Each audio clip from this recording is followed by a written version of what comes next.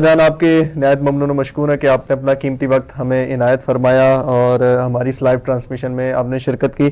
آپ کے طرف آتا ہوں. پہلا سوال آپ سے کرتا ہوں کہ مارکا حق و باطل جاری و ساری ہے اور آپ پاکستان کے اندر موجود ہیں اور پاکستان میں آپ واحد ان شخصیات میں سے ہیں کہ شیعہ سنی علماء جوان آپ کے ساتھ اٹھتے بیٹھتے ہیں, پاکستان کے ذمہ داران آپ کے ساتھ اٹھتے بیٹھتے ہیں. کیا ماحول, کیا فضا ہے پاکستان کے اندر اس مارکا حق و باطل کے شروع ہونے کے بعد؟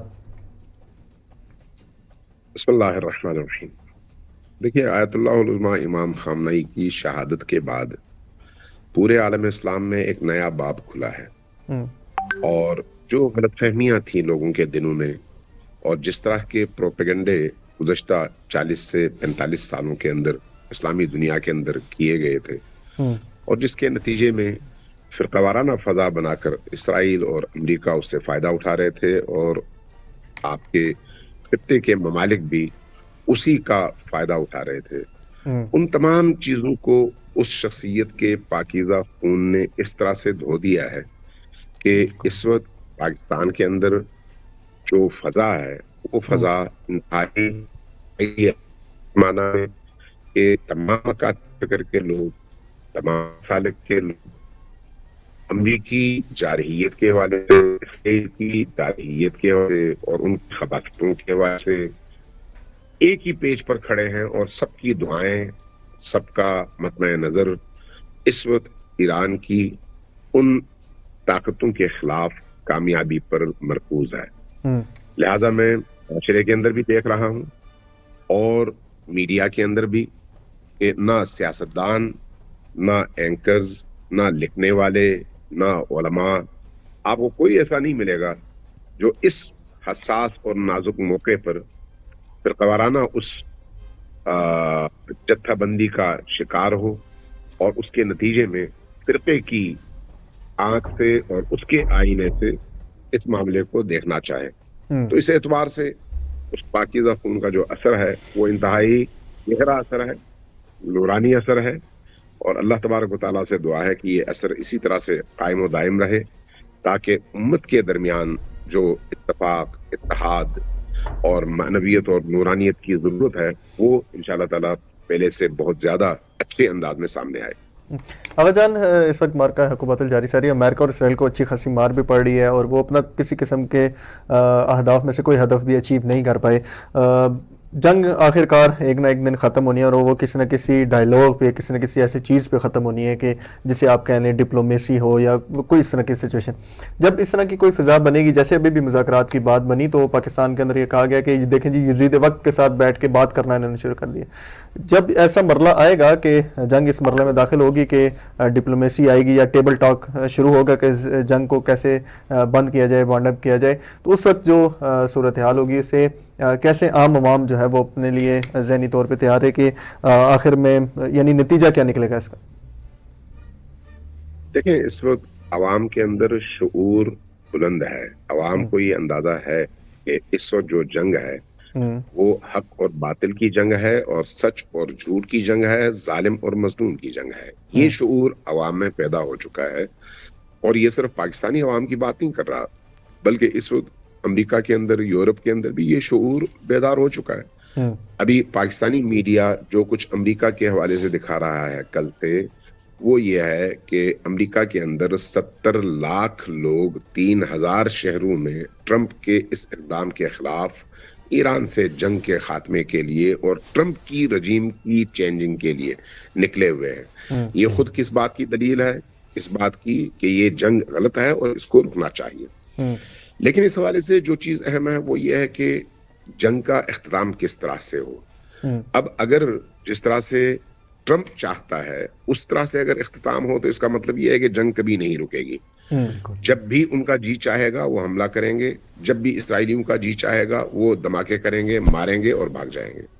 ظاہر ہے یہ اس کا علاج نہیں ہے. اس کا علاج یہ ہے کہ جنگ کو بنیادی طور پر ان اصولوں کی بنیاد پر روکا جائے جو اس جنگ کے مستقل خاتمے کی ضمانت بنے.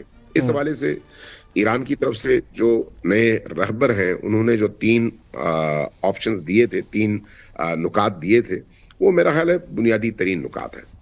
اب جہاں تک اس بات کا تعلق ہے کہ اگر مذاکرات ہوں تو لوگ اس طرح کی باتیں کریں گے، تو یہ تو عزم الشمس ہے کہ پہلی جنگ عظیم ہو یا دوسری جنگ عظیم ہو، ایک دن تو جنگ ختم ہوئی. ایسا تو نہیں ہے کہ ساری دنیا ہمیشہ جنگ کی حالت میں رہے، کہیں نہ کہیں جنگ کو ختم ہونا ہے. اور بعض اوقات جنگ میں لڑی جاتی ہے اور بعض اوقات جنگ آپ کے ٹیبل پر لڑی جاتی ہے. تو جنگ کا خاتمہ جب میدان سے ہوگا تو ٹیبل پر جنگ لڑی جائے گی اور وہاں پر اپنے مطالبات منوائے جائیں گے. اس وقت جو خلیج کی صورتحال ہے، ہرمز کی صورتحال ہے، باب المندب کی صورتحال ہے، اور آج جس طرح سے نئی ڈیولپمنٹس ہوئی ہیں ادھر یمن کی طرف سے، ادھر حزب اللہ کی طرف سے، اور اس طرف خود ایران کی طرف سے، اور ادھر عراقی فورسز کی طرف سے. عراقی پارلیمنٹ نے بھی اپنے فورسز کو اجازت دے دی ہے کہ وہ کھل کر امریکی اور اسرائیلی مفادات پر حملہ کریں. اب ایسی صورتحال میں اگر ہم اس جنگ کے اختتام کو دیکھنا چاہیں تو یقینی طور پر اس وقت جو صورتحال ہے وہ ہماری رہنمائی کر سکتی ہے کہ اس وقت دنیا کے اندر معیشت کا بحران ہر گزرتے لمحے کے ساتھ بڑھ رہا ہے. تیل کی قیمتیں ڈبل ہو چکی ہیں، تقریباً گیس کی قیمتیں ڈبل ہو چکی ہیں، اور اس علاقے سے یعنی جو تیل کے علاقے ہیں، چاہے وہ باب المندب سے گزرنے والے ہوں یا آپ کے ہرمز سے، دنیا کا جو حصہ یہاں سے نکل کر جاتا ہے، چاہے وہ تیل کی صورت میں ہو، گیس کی صورت میں ہو، یوریا کی صورت میں ہو، کی معیشت کو اس کے پاؤں پر کھڑا کرنے کے لیے انتہائی ضروری ہے. اب ایسی صورتحال میں اگر یہاں سے یہ 1 مہینے ترسیل رک جاتی ہے، ان تمام چیزوں کی 2 مہینے رک جاتی ہے، تو اس کے بعد تو دنیا کی معیشت بالکل تباہی کے دہانے پر پہنچ جاتی ہے. اور اس بات کا اندازہ امریکیوں کو بہت اچھی طرح سے ہے، یورپینز کو بہت اچھی طرح سے ہے. اسی لیے آپ نے دیکھا کہ ابھی ماضی قریب میں جب ٹرمپ نے نیٹو کے رکن ممالک سے پہلے دھمکی آمیز لہجے میں اور بعد میں درخواست کے لہجے میں کہا کہ آپ لوگ ہرمز کھلوانے کے لیے آئیں، تو کوئی ملک نہیں آیا. کیوں نہیں آیا؟ اس لیے کہ انہیں معلوم ہے کہ اگر اس لڑائی میں وہ پڑتے ہیں تو پھر مستقل طور پر ان تک پہنچنے والی تمام اشیاء بند ہو جاتی ہیں اور ان کی معیشت کا جنازہ نکلتا ہے. اس بنیاد پر ہم دیکھ رہے ہیں کہ اب امریکیوں کو اندرونی طور پر بھی پریشر کا سامنا ہے اور بیرونی طور پر بھی پریشر کا سامنا ہے. اسی میں آگا جی ایڈ کر دیجئے گا کہ زمینی حملے کے کتنے چانسز ہیں امریکہ کی جانب سے؟ بہت زیادہ باتیں ہو رہی ہیں، پاکستان کے اندر بھی ہو رہی ہیں، سوشل میڈیا پہ بہت زیادہ باتیں ہو رہی ہیں کہ زمینی حملے کے بہت زیادہ چانس ہیں. آپ کی نظر کیا کہتی ہے؟ دیکھیں، زمینی حملہ کہاں سے ہوگا؟ سوال یہ ہے. امریکی آئیں گے، کشتیوں سے اتریں گے، ایرانی سرزمین پر اتریں گے، تو پھر جائیں گے کہاں؟ جا کے سمندر میں ڈوبیں گے؟ کہاں جائیں گے؟ چاروں طرف تو وہی ایران ہے. ایران کوئی زمین کا چھوٹا سا پیالہ نما ٹکڑا تو نہیں ہے. پاکستان کے 3 برابر تقریباً ان کی زمین ہے اور 9 کروڑ آبادی ہے، 9 کروڑ سے زیادہ. تو وہ اگر زمین میں اتریں گے تو اترنے کے بعد کہاں جائیں گے؟ قبر کے علاوہ تو کوئی اور راستہ نہیں ہے ان کے پاس. ان کو زمینی فوج اتارنے کے بعد اسی فوج کی حفاظت کے لیے جس طرح کے اقدامات کی ضرورت ہے وہ کہاں سے وہ پورا کریں گے؟ اس وقت ان کے جو دونوں بڑے بحری بیڑے ہیں وہ کہاں غائب ہیں دنیا میں؟ ان سے وہ ساری دنیا کو ڈرایا کرتے تھے کہ ہمارے پاس اتنے بڑے بحری بیڑے ہیں جن میں ہمارے ایٹامک سرمائے موجود ہیں، ایٹمی بم موجود ہے، 150 جہاز موجود ہیں، 5-5 ہزار فوجی موجود ہیں. وہ کہاں ہیں دونوں جہاز؟ تو اس کا مطلب یہ ہے کہ یہ باتیں عملاً کرنے والی نہیں ہیں. ہاں، دھمکانے کے لیے، پروپیگنڈے کے لیے، لوگوں کو مصروف رکھنے کے لیے یہ باتیں کی جاتی ہیں. لیکن اگر یہاں پر بھی انہوں نے کوئی ایسی احمقانہ حرکت کی تو اس کا نتیجہ تو یہی ہوگا کہ ان کے باڈی بیگز جو ہیں وہ تیار ہیں یہاں پر، اور یہاں سے لے کے ان کو جانا پڑے گا، کوئی اور راستہ ان کے پاس نہیں ہے. جی، جیسے یہاں کے آفیشلز نے کہا بھی کہ ہم نے تہران میں ایک مخصوص جگہ رکھی ہوئی ہے کہ ان کے قبرستان کے لیے جہاں پہ ان کی تدفین کریں گے. تقریباً 5000 قبریں انہوں نے تیار کی ہوئی ہیں. جی 5000 قبریں تیار کی ہوئی ہیں. جی آغا، آپ کو پاکستان کے اندر شیعہ سنی تمام علماء سنتے ہیں، آپ کے ان سے رابطے بھی ہیں، علماء و خطباء کے آپ رابطے میں ہیں، جوانوں کے ساتھ آپ رابطے میں ہیں، اکراس دی بورڈ شیعہ سنی جوان آپ کو سنتے ہیں. کیا ذمہ داری بنتی ہے؟ آپ کیا پیغام دینا چاہتے ہیں علماء کرام کو، پاکستان کے جوانوں کو، کہ ان کی اس صورتحال میں کیا ذمہ داری بنتی ہے؟ دیکھیں، تاریخی طور پر یہ ایک ایسا موقع ہے جو تمام مکاتب فکر کو ایک چھتری تلے جمع ہونے کا بہترین موقع فراہم کرتا ہے۔ تاریخی طور پر ہمیں ایک ایسی اپرچونٹی ملی ہے کہ اپنے ان 1.5 انچ کی چھوٹی چھوٹی مسجدوں کو خیر بات کہہ کر اسلام کے پرچم تلے ہم اکٹھے ہوں۔ تاریخی طور پر ایک ایسا موقع ملا ہے جہاں پر تمام باطل حق کے مقابلے میں مشترکہ طور پر کھڑا ہے، اور اس حق اور باطل کی جنگ میں اگر ہم قرآن سے رہنمائی حاصل کرنا چاہیں تو قرآن کہتا ہے کہ لَتَجِدَنَّ أَشَدَّ النَّاسِ عَدَاوَةً لِلَّذِينَ آمَنُوا الْيَهُودُ وَالَّذِينَ أَشْرَكُوا، یعنی دنیا میں شدید ترین اور سب سے زیادہ اہل ایمان سے نفرت کرنے والے لوگ، دشمنی رکھنے والے لوگ صہیونی یہودی ہیں، اور ان کے بعد مشرکین ہیں۔ تو اس وقت چاہے وہ یہودی صہیونی ہوں، چاہے وہ صہیونی یہودی ہوں یا مسیحی، چونکہ ٹرمپ مسیحی صہیونی ہے اور نیتنیاہو یہودی صہیونی ہے، اور ان دونوں صہیونیوں کا اکٹ ہے قرآن کے مقابلے میں اور اہل قرآن کے مقابلے میں، اور قرآن نے 1400 سال پہلے ہمارے سامنے بالکل واضح کر کے ان کی حقیقتوں کو کھول کر رکھ دیا تھا۔ لہذا یہ ایک ایسا موقع ہے جہاں پر اہل قرآن، اہل دین اور وہ تمام لوگ جو اللہ پر، رسول پر اور قرآن پر یقین رکھتے ہیں، وہ اس بہترین اپرچونٹی سے فائدہ اٹھاتے ہوئے اسلام کے پرچم تلے اکٹھے ہوں، تاکہ اس خطے کو امریکیوں کے اور اسرائیلیوں کے نجس وجود سے پاک کیا جا سکے۔ اس وقت جو جنگ کی صورتحال ہے اس میں اگرچہ اس خطے کے اندر امریکیوں کے جتنے بھی اڈے تھے گزشتہ 70 سالوں سے بنائے گئے، وہ سارے اڈے تباہ ہو چکے ہیں، اور اس وقت ان کے اپنے فوجی بھی یا ہوٹلوں میں دبکے ہوئے ہیں یا پھر لوگوں کے گھروں میں۔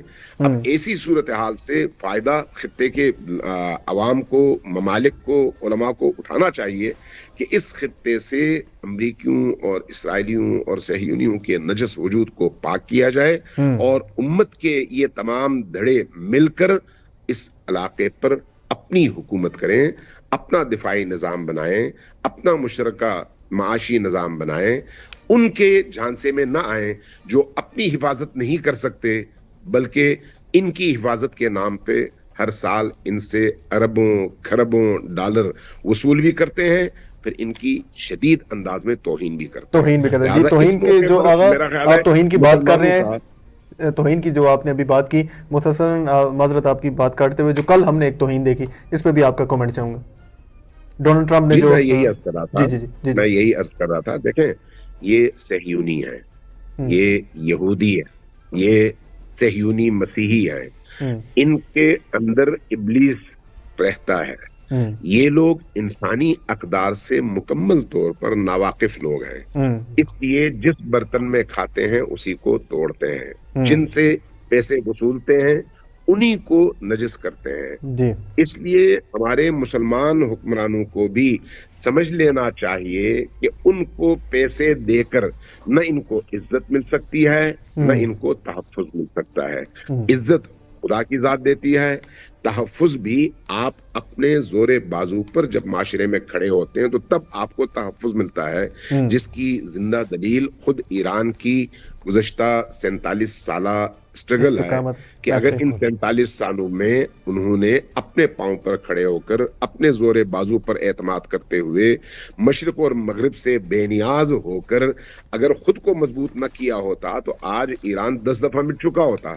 یہی کیفیت باقی عرب ممالک کی ہے، لہٰذا یہ ایک اپرچونٹی ہے کہ ان کی فکری غلامی سے بھی نکلیں، ان کی معاشی غلامی سے بھی نکلیں، اور ان کے اس بنے ہوئے دفاعی جال سے بھی نکلیں جو دفاعی نہیں ہے بلکہ ان کو لوٹنے کا ذریعہ ہے۔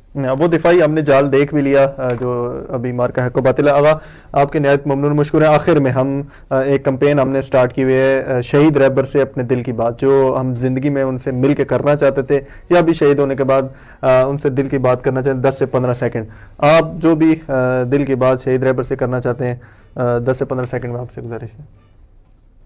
میں صرف اتنا کہوں گا کہ اللہ تبارک و تعالیٰ نے ان کی زندگی کو بھی انتہائی بابرکت بنایا، اور ان کی شہادت کو بھی تمام عالم کے لیے انتہائی بابرکت بنایا۔ ہنی ان لہو، اللہ ان کو اس عظیم مرتبے پر فائز ہونے کے اس عمل کو قبول فرمائے اور ان کو وہ شہادت مبارک ہو۔ الہی آپ کے نہایت ممنون و مشکور ہیں کہ آپ نے اپنا نہایت قیمتی وقت مسلم فرنٹ کو عنایت فرمایا، ہماری میڈیا ٹیم کی جانب سے، ہمارے تمام مہمانوں کی جانب سے آپ کے نہایت ممنون و مشکور ہیں۔ خدا تعالیٰ آپ کی زحمات کو قبول اور منظور فرمائے۔ السلام علیکم ورحمۃ اللہ وبرکاتہ۔ وعلیکم جی السلام۔ ذوالفقار آپ کی طرف آتے ہیں کہ